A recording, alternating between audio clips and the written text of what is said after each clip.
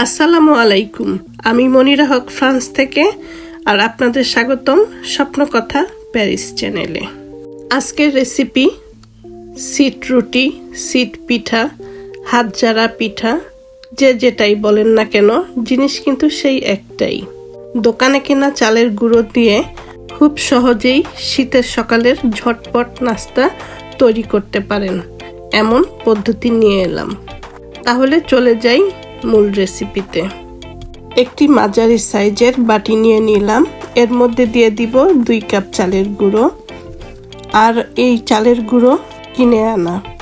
আর দিয়ে দিব আধা কাপ ময়দা অথবা আটাও দিতে পারেন। আর দিয়ে দিব স্বাদ মতন লবণ। সব একটু মিশিয়ে নিব।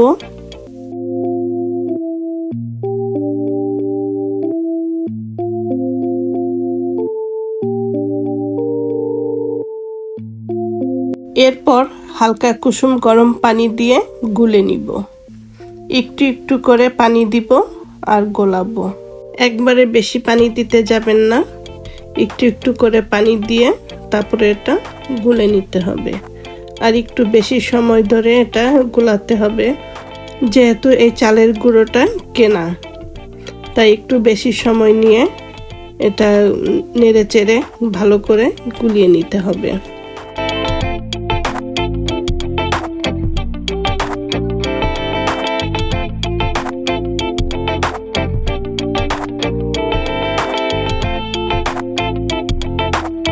এটার ঘনত্বটা কেমন হলো একটু চামচ দিয়ে দেখিয়ে দিচ্ছি। এর থেকে বেশি পাতলাও হবে না, আবার আরো ঘনও হবে না, ঠিক এরকম হবে। তো চালের গুঁড়োগুলো গুলিয়ে নিলাম।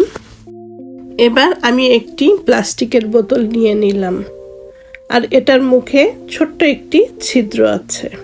আপনি যে কোনো বোতল নিতে পারেন, পানির অথবা তেলের। শুধু মুখটাতে একটা বা দুটো ছোট ছিদ্র করে নিতে পারেন। এখন এই বোতলে চাউলের গোলাগুলো ঢেলে দিব। অর্ধেকের মতন ঢেলে নিব। ঢেলে নিয়ে মুখটা বন্ধ করে দিব। এখন চুলায় তাওয়া বা ফ্রাই প্যান বসিয়ে তেল ব্রাশ করে নিব। চুলার হিটটা একদম কমানো থাকবে। ব্রাশ না থাকলে টিস্যু দিয়েও করতে পারেন। এখন যেমন ইচ্ছা তেমনই একটা ডিজাইন বানিয়ে নিব, যেভাবে ইচ্ছা করতে পারেন। তবে প্রতিবারই বোতলটা ঢেকে নিতে হবে, পরে তাওয়ায় দিতে হবে। ঢেকে দিলাম, না ঢাকলেও হয়। আমি দুভাবেই করব। যখন দেখব পিঠার 4-5টা প্যান থেকে উঠে আসছে, তার মানে পিঠাটা হয়ে গেছে। এই পিঠাটা 4 ভাজে ভাজ করে, তাই আমিও 4 ভাজ করে নিলাম। তো হয়ে গেল কত সহজে সিট রুটি বা পিঠা। আরেকটি করে দেখাবো অন্য ডিজাইনে। একইভাবে তেল ব্রাশ করে নিব। প্রতিবারই তেল ব্রাশ বা তেল দিয়ে মুছে নিতে হবে। সবই একই নিয়মে, শুধু 4 ভাজের জায়গায় এটা রাউন্ড করে নিব। বোতল দিয়ে কত সহজে হয়ে যায়। আর হাত দিয়ে বানালে চুলায় 4-5টা নষ্ট হয়ে যায়, আর বারবার হাতটাও ধুতে হয়। এই ঝামেলায় অনেকে এই পিঠাটা করে না। আর এভাবে বানালে শুধু বানাতেই ইচ্ছে করবে। তো এই পিঠাটাও আমি বানিয়ে নিলাম।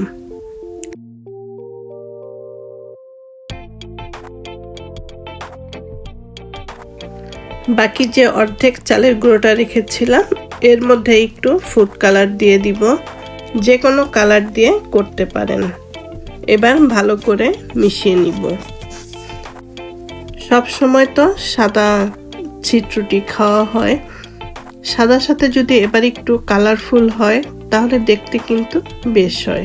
সেই একই নিয়মে সব বানিয়ে নিব। এই পিঠাটা গরুর মাংস অথবা হাঁসের মাংসের ঝোলের সাথে খেতে পারেন। আর যে কোনো ভর্তার সাথে কিন্তু অসম্ভব মজা। আর এই পিঠাটা কিন্তু চট্টগ্রাম অঞ্চলে বেশি খাওয়া হয় সকালে নাস্তার হিসেবে। তো শীতের সকালে গরম গরম নাস্তায় অথবা বিকেলের নাস্তায়ও খেতে পারেন। তো একইভাবে সবগুলো পিঠা আমি বানিয়ে নিব। আর আশা করি আজকের রেসিপি আপনাদের ভালো লেগেছে। ভালো লাগলে অবশ্যই স্বপ্ন কথা প্যারিস চ্যানেলের সাথে থাকবেন। আবারও কোনো এক রেসিপি নিয়ে হাজির হয়ে যাব। ভালো থাকবেন সবাই। আল্লাহ হাফেজ।